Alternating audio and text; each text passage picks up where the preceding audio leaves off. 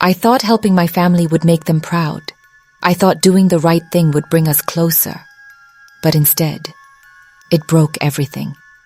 It all started with a call from my mom. Her voice was shaking, but not from sadness, from expectation. "We raised you. Now it's time to give back." She didn't ask. She demanded.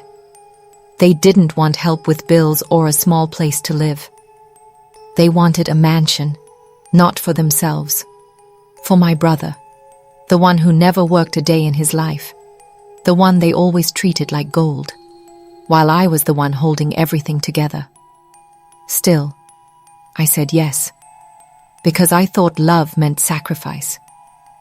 I drained my savings, signed the papers, bought the house of their dreams, for him. And the day I handed them the keys, they didn't thank me. They complained. The kitchen wasn't big enough. The master bedroom didn't have the right view. And then, they screamed a sentence I'll never forget. "Where are we supposed to fit?" That was when I realized this wasn't about family. This was about control, about guilt, about being used by the people who were supposed to protect me. But what happened next? It didn't just destroy our relationship. It revealed a truth I'd been running from my whole life. I used to think if I worked hard enough, I'd finally earn their love. For most of my life, I was the quiet one, the one who kept his head down, followed the rules, never asked for anything. While my brother broke curfews, skipped school, and got into trouble, I was the good kid. Not because I wanted praise, because I was scared of what would happen if I wasn't. I grew up in a house where love came with conditions, where being useful was more important than being happy. So I made myself useful. I studied hard, got a scholarship, worked 2 jobs, paid my way through school. And somehow, I convinced myself that if I just kept climbing, eventually, they'd see me, they'd appreciate me, they'd love me back. By the time I was 27, I had what they never did.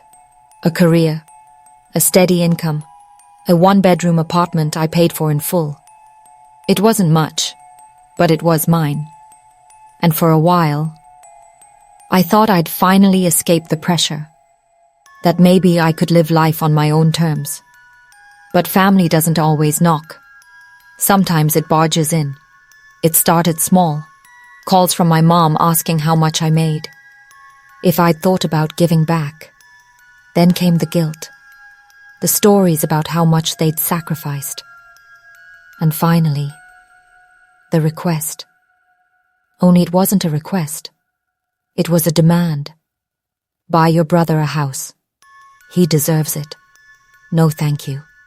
No concern about my life. Just an order. And before I could process what was happening, I was standing in front of a mansion I didn't even want, signing paperwork that drained my future. The mansion was everything they wanted. Marble floors, 4 bedrooms, a backyard like something out of a magazine. But none of that was for me. It was for my brother. The same brother who hadn't held a job longer than a month, who treated every day like a vacation, who once called me a robot because I worked too much. But my parents? They looked at him like he could do no wrong. They said I was too hard on him, said I owed him this for being the older sibling. The day I gave them the keys, I waited for something, anything, a hug, a thank you, a sign that maybe, just maybe, I was finally enough. Instead, my mother walked through the front door, looked around, and said,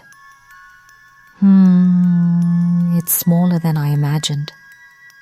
That was the first crack. Then it got worse. Suddenly, every room needed remodeling. The living room wasn't open enough. The bathroom tiles weren't luxury. They wanted me to tear up brand new carpet because the color didn't feel warm. And when I said I couldn't afford more renovations, they didn't get angry. They got disappointed. "You're being so elfish," my father said. "We gave you everything," my mom added. "And this is how you repay us?" That's when it hit me. This wasn't about giving back. This was about control. And it always had been. Still, I tried to keep the peace. I told myself they were just overwhelmed. That maybe, deep down, they did care. But then came the final straw. One night, I showed up unexpectedly. I hadn't been invited, but I missed them. I brought groceries, thinking I'd cook dinner and spend time together. I walked in and found them planning an extension, not asking, planning. They were looking at blueprints, picking out new finishes, and talking about knocking down part of the house to make space for us. For us. They hadn't bought the house. They hadn't paid a dime. And yet, they were carving out their own space in a mansion I was still paying for. When I said I never agreed to that, my dad stood up, slammed his hand on the table and yelled, "Where are we supposed to fit then?" I was frozen, like a stranger in my own life, like none of it was real. They weren't just using me. They expected it, like it was their right. And worst of all, my brother just sat there, arms crossed, smirking like he'd won. That night, I didn't go home. I sat in my car for hours, staring out the windshield, wondering how everything got so twisted. Was I the villain for saying no? Or were they just never going to stop? And just when I thought it couldn't go further, it did. What they did next didn't just hurt me. It shattered everything I thought I knew about family. I thought I had seen it all. But that morning, the phone call from the bank hit me like a punch to the gut. My account was empty, overdrawn by tens of thousands of dollars overnight. I couldn't believe it. I frantically called, hoping it was a mistake or fraud. But the bank said something that crushed me deeper than any betrayal I'd felt before. The charges had been authorized by a co-signer on the account. My parents. I remembered signing those papers months ago, desperate to get the house loan approved. They said, "Hey, wanted to help." I thought it was just paperwork, but they'd used that trust to drain my entire savings. Furniture, renovations, even a second car for my brother. Stuff I had no idea about until the charges hit. When I confronted them, I expected anger, or maybe some guilt. Instead, their eyes were cold. They said I was selfish, that I wasted my money on things they called useless, like books, classes, or even my own therapy sessions. My mother told me, "You were going to waste it anyway." My father accused me of living like a ghost, hiding away, not really part of the family. And then the worst. My brother just smiled, like he had won some twisted game. I remember standing there, in the very living room I had paid for, watching the person I was supposed to trust treat me like a stranger. The person I thought was family treated me like a bank account. It wasn't just money. It was respect, love, and the idea that I mattered. For the first time, I didn't feel hurt or sad. I felt something I didn't expect, free. Because if this was what they thought of me, then maybe I didn't owe them anything anymore. But freedom didn't come without pain. Walking away from everything felt like losing a part of myself I didn't know I had. That night, I packed a small bag and left the mansion behind. I drove without a destination, tears blurring the streetlights, heart pounding with fear and hope all at once. I knew I was stepping into the unknown, but I also knew I couldn't stay trapped in a family that never truly saw me. In the weeks that followed, I built a new life from scratch. It wasn't easy. There were moments when guilt tried to swallow me whole. Nights when loneliness screamed louder than hope. But I held on to one truth. I deserved better. I deserved love that wasn't conditional on what I gave or how useful I was. Looking back now, I realize this story isn't just about me. It's about so many people who grow up in families or systems that demand sacrifice without gratitude, where love feels like a contract with fine print you never signed, where being responsible means being invisible. I want to tell this story because if you've ever felt like you're not enough, like your efforts are invisible or taken for granted, you're not alone. This kind of quiet pain is real. It's deep, and it deserves to be heard. The question I keep asking myself is this: how many of us keep sacrificing our happiness just to keep others comfortable? How long will we accept being used in the name of love before we start choosing ourselves? I don't have all the answers, but I do know this. Love that hurts more than it heals isn't love at all. And sometimes, the bravest thing we can do is walk away. After I left, everything felt different. Like the air I was breathing wasn't the same anymore. I was no longer the quiet, responsible girl who tried to keep peace at any cost. I was someone who had finally said no. But saying no wasn't easy. Every day brought new battles inside my mind. Was I wrong to walk away? Was I selfish? Was I abandoning my family? The guilt was heavy, like a shadow I couldn't shake. But then, little by little, I started to see the cracks in the picture I'd been living under for so long. The family I thought I had wasn't the one I wanted. It was a house built on demands, not love. On control, not trust. On using me, not supporting me. I realized that the way my parents treated me wasn't just personal. It was part of a bigger problem. Being a woman of color, working hard, trying to break free from cycles of expectation, that struggle isn't mine alone. So many of us live with the pressure to be perfect, to sacrifice endlessly, just to be accepted or seen. And when we don't, we are punished, not just by others, but by the harsh voices inside us telling us we're not enough. I remember sitting in my tiny new apartment, feeling lost but somehow alive. I had nothing but my own strength and a few close friends who believed in me. I applied for new jobs, took night classes, and slowly started building a future that wasn't tied to their approval. Every small step was a victory, because it was mine. But the hardest part was the silence from my family. No calls, no messages, just emptiness. It was like I had disappeared, erased. And that pain, the cold, quiet kind, was sometimes worse than the yelling or anger I was used to. One day, I found an old photo of my parents and me when I was little. We were smiling, holding hands at a park.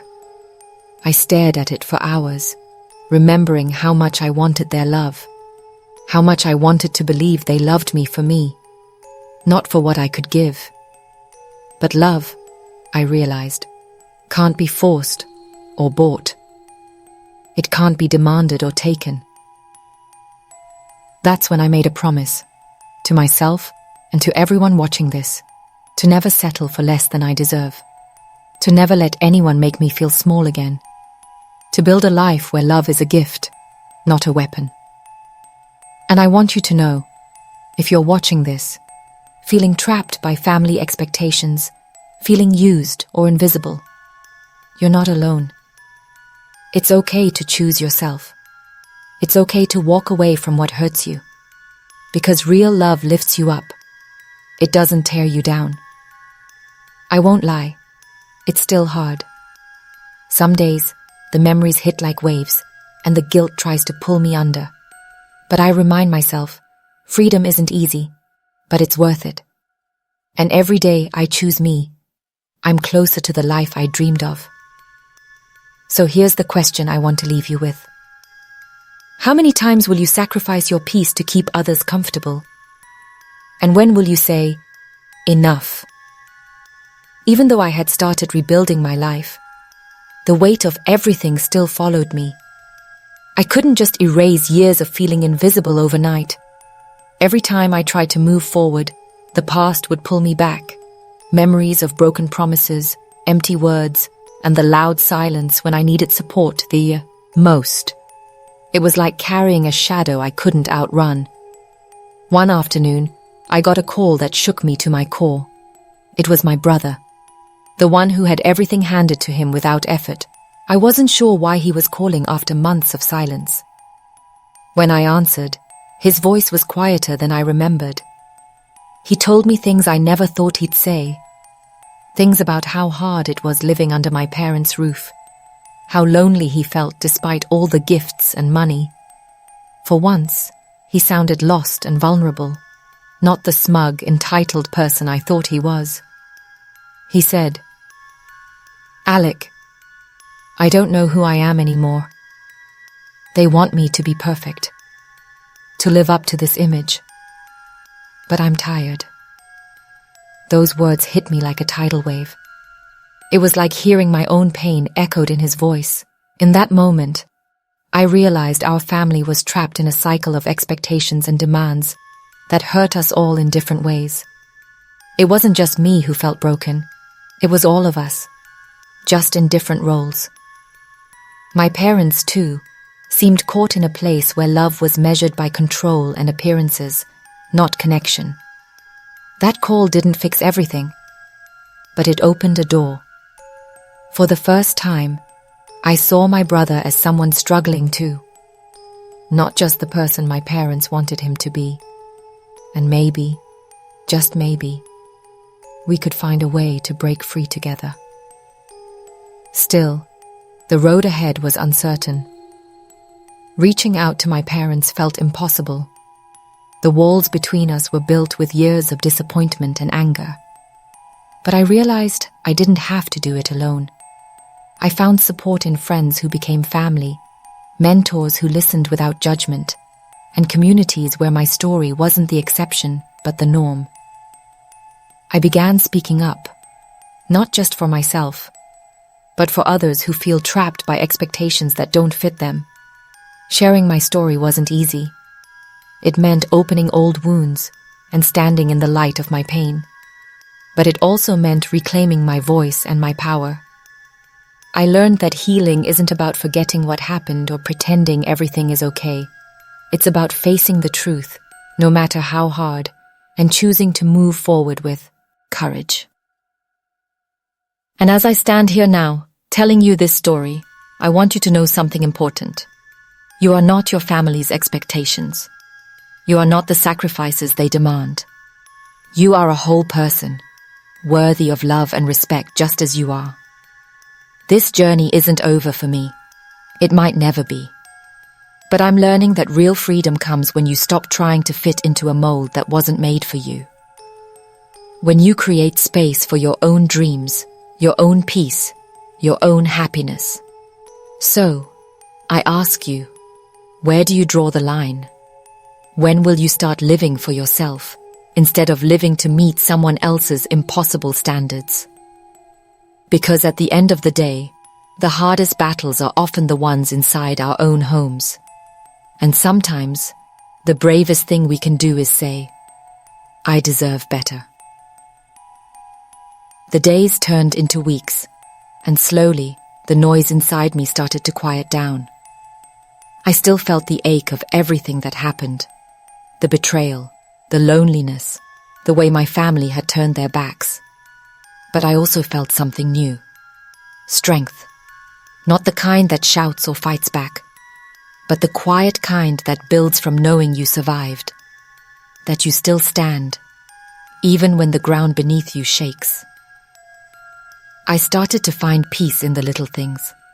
A morning walk in the sun, the sound of my own laughter with friends who saw me, really saw me. I learned to celebrate the small victories, paying my own rent, cooking my own meals, even just sleeping without that knot of worry twisting my stomach. I also realized that healing isn't a straight line. Some days, the memories hit like a storm, and I felt like I was back in that dark place. But each time I reminded myself, I'm not alone. My story is not just mine. It's a part of something bigger, a story of resilience, of fighting against the invisible chains of expectation and judgment. And that's why I'm sharing this with you. Not just because it is my truth, but because I believe it's our truth. So many people feel trapped in families or communities that demand too much, that don't see us for who we are. We carry the weight of others' hopes and anger and disappointments, often at the cost of our own happiness. But here's the truth. No one tells you. Your worth isn't measured by what you sacrifice or what others expect from you. It's measured by how you love yourself when no one else does. How you stand tall in your own light, even if others try to dim it. I still don't have all the answers. I don't know if I'll ever fully heal the wounds left by those I once called family. But I do know this. I'm done letting their pain define me. I'm done shrinking to fit into their world. I'm creating my own space, where love is kind, where respect is given freely, and where I am enough, just as I am. So, if you're listening and feeling lost, invisible, or used, please hear me. Your story matters. Your feelings matter. And your freedom to choose yourself matters more than anything. How long will you let others decide your value? When will you finally say, I deserve to be seen, to be heard, and to be loved for me? Because the hardest journeys lead to the brightest destinations, and sometimes the most important love story is the one you have with yourself. This is my story. I hope it helps you find the courage to start your own. Think about it. Could this happen to you? Some stories aren't just heard, they're felt. Behind every truth, there's a hidden fear. This story won't just shake your mind, it'll haunt your soul.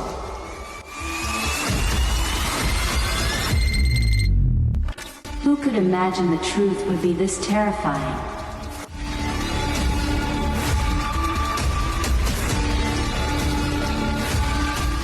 The story ends, but the questions stay alive.